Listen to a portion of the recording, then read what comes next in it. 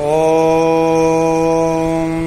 वसुदेवसुतं देवं कंसचाणूरमर्दनं देवकी परमानन्दं कृष्णं वन्दे जगद्गुरुं। कृष्णाय वासुदेवाय देवकीनन्दनाय च नन्दगोपकुमाराय गोविन्दाय नमो नमः। जय श्री राधे, जय श्री कृष्ण।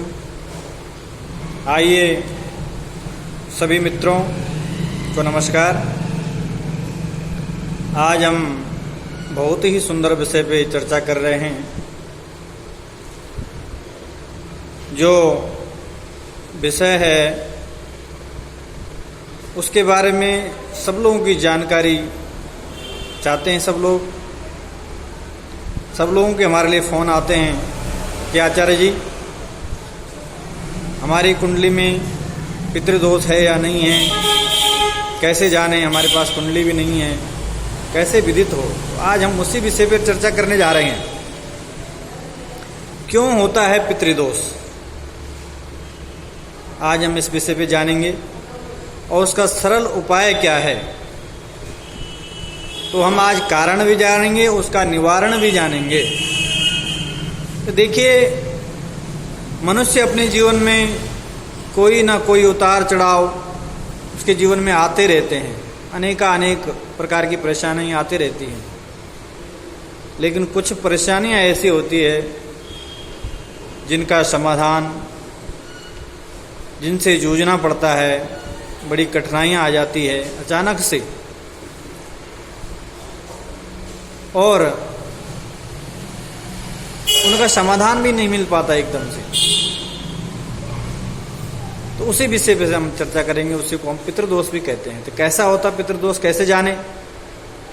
जिन लोगों की कुंडली है, कुंडली के माध्यम से देख के उनके बारे में तो बताया जा सकता है कि आपकी कुंडली में पितृदोष लग रहा है, लेकिन जिन महानुभावों की कुंडली नहीं है वो कैसे जान सकते हैं कि हमारी कुंडली में, हमारे जीवन में पितृदोष है। आज हम जानते हैं। आइए, कुछ लक्षण हैं जिसके बारे में आपको ज्ञात हो जाएगा कि हमारे जीवन में, हमारी कुंडली में पितृदोष है या नहीं है।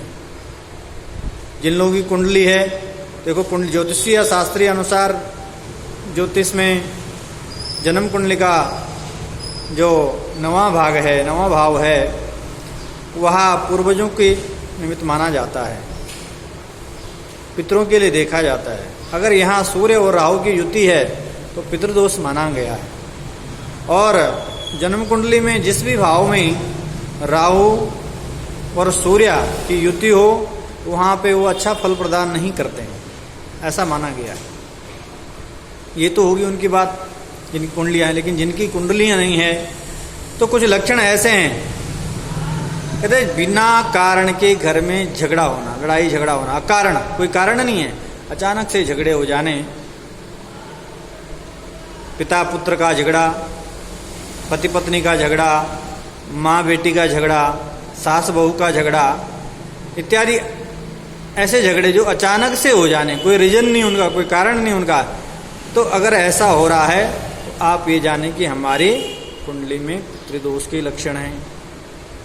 घर में आपने कोई पौधा लगाया, आप उसको धूप में भी अच्छी दे रहे हैं, जल भी अच्छा दे रहे हैं, लेकिन अकारण वो सूख जाता है, तो समझ लिए पितृदोष है। अचानक से घर में लाल लाल छोटी छोटी चींटियां का हो जाना, वो भी एक पितृदोष के तरफ इंगित करते हैं हमें। बच्चों के विवाह में विलम्ब हो जाना, ओवर एज हो गई, विवाह नहीं हो पा रहा है, कहीं से रिश्ता नहीं आ रहा है, कहीं से बात बन रही है तो अचानक से टूट जा रही है। इस प्रकार से कई प्रकार की समस्याओं का आना तो कहीं ना कहीं पितृदोष की तरफ इशारा करता है। या विवाहित जीवन में समस्या आना, विवाह तो हो गया लेकिन आए दिन कोई ना कोई परेशानी बनी रहती है। घर में सुख शांति चली जाना, सब कुछ होने के बावजूद भी घर में सब कुछ है लेकिन सुख समृद्धि नहीं है, शांति नहीं है। व्यापार में अचानक से रुकावट आ जाना, ये भी पितृदोष के लक्षण है। घर के सदस्यों का अचानक से बीमार पड़ जाना और कोई दवाई करने पर भी दवाई का असर न होना, ये भी पितृदोष के लक्षणों में से आ गया है। और भी कई प्रकार के लक्षण बताए गए हैं। हम अपने हमारे कुल हैं, कुल देवता हैं, इष्ट देवता हैं, उनको हम विस्मृत कर देते हैं, भूल देते हैं, वहाँ से भी हमें पितृदोष लगता है। गाय का वध हो जाने से, गाय का अपमान करने से, ये भी पितृदोष के लक्षण। या फिर पितरों का विधिवत से श्राद्ध ना हो, ये भी पितृदोष के लक्षण हैं। संतान ना होना, ये भी पितृदोष के लक्षण हैं। तो इस प्रकार के लक्षण हमारे जीवन में आते हैं तो वे पितृदोष करते हैं, जिससे बहुत सारी परेशानियां होती है। तो मित्रों, परेशानियां हैं तो उसका समाधान भी है। तो मैं आपको छोटे छोटे से उपाय बताता हूँ, आप उनको करिए और उनके करने से संभवतः पितृदोष का निवारण होगा। घर में गीता तो सबके घर में होती है, घर में हो सके तो गीता के 11वें अध्याय का पाठ करना चाहिए। और अमावस्या को, प्रत्येक मास में अमावस्या आती है, उसमें दान पुण्य करना चाहिए। पीपल की पूजा करें और हो सके तो पीपल की जड़ में मीठा जल अर्पण करें। और सरसों के तेल का दीपक प्रतिदिन पीपल के पेड़ पे जलाएं, पेड़ के नीचे जलाएं। और गाय को चारा खिलाएं। पक्षियों को सप्तधान्य, बाजरा है और जौ हैं, ये 7 चीज का अनाज होता है, उसको डालें तो पितृदोष। कुत्तों को रोटी खिलाने का कार्य कर सकते हैं आप, तो उससे पितृदोष की शांति मिल जाएगी। ब्राह्मणों को भोजन कराइए, चिड़ियों को आटा डालिए। और विशेष मैं आपको एक उपाय बता रहा हूँ, उसे करने से आपके समस्त पितृदोषों का निवारण हो सकता है।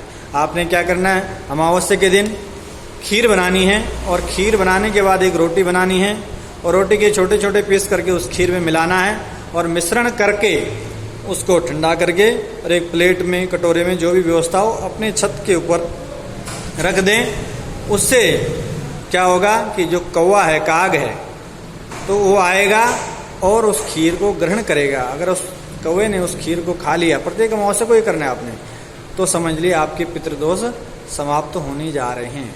तो यह आपने प्रत्येक अमावस्या को करना है और इससे आपके समस्त जो झंझटें हैं, जो परेशानी हैं, सबका निवारण हो जाएगा।